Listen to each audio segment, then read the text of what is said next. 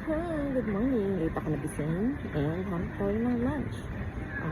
Shopping lang, lakad-lakad lang ang itinerary natin. So, mostly tingin-tingin, window shopping, and kain ang ating gagawin for this trip. Yun lang, laters! Nandito tayo sa Namba area for lunch. Hanap tayo ng gyukatsu.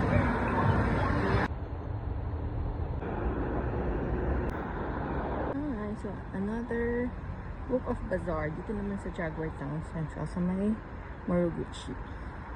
Let's see anong meron. Ito na ang loob. So, mag-start na tayo magtingin-tingin. Hi! So, we're back here at the accommodation. Nag-lunch lang tayo ng gyukatsu.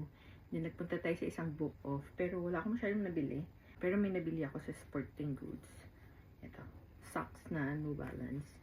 Parang pumapatak lang siyang 1.5 yen para sa 3 piraso. So, pag isa-isa, parang nasa ano lang, 190 pesos, 200 pesos. So, sulit na kasi makapal siya.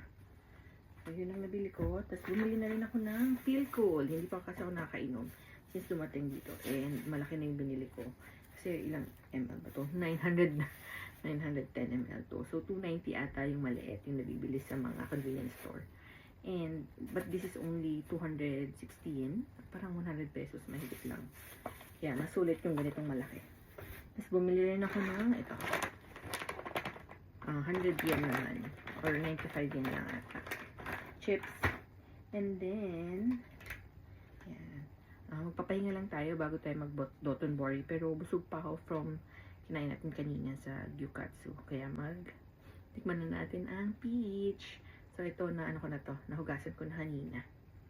So, yan. Lambot.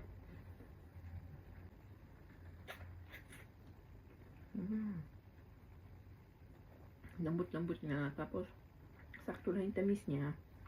Ay, ngayon talaga pag nakakita na ako ng mga peach flavored na anything, gets ko na kung ano yung gustong lasang i-achieve nila.